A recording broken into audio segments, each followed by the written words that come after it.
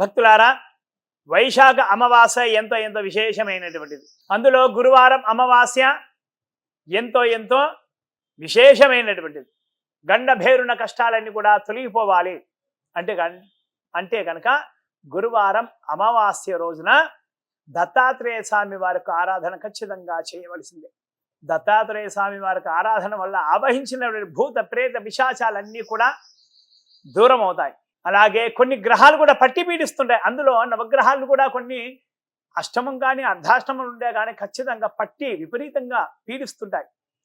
ఈ గ్రహాల యొక్క బాధలన్నీ కూడా తొలగిపోవాలి అంటే కనుక వృషభ రాశివారు, మిథున రాశివారు, అలాగే తులారాశివారు, కుంభరాశివారు ఖచ్చితంగా ఈ గురువారం అమావాస్య రోజున దత్తాత్రేయ స్వామి వారికి ఆరాధన, అలాగే గురుగ్రహం యొక్క ఆరాధన ఖచ్చితంగా చేయవలసిందే.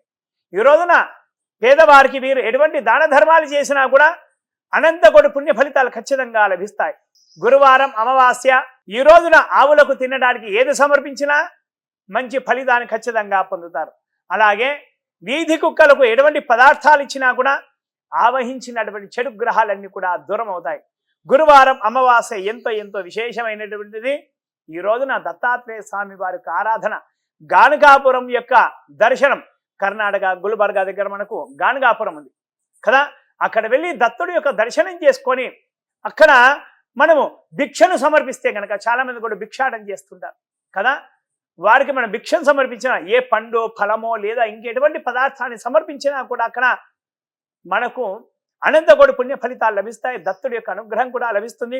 పిల్లలకు మంచి విద్యాబుద్ధులు కూడా కలుగుతాయి. మనను ఆవహించినటువంటి చెడు శక్తులు ఏ ఉన్నా కూడా, దుష్టై భూత ప్రేత విశాచాలు ఏ ఉన్నా కూడా అవన్నీ కూడా దూరం అవుతాయి. జై గురుదత్త, జై జై గురుదత్త.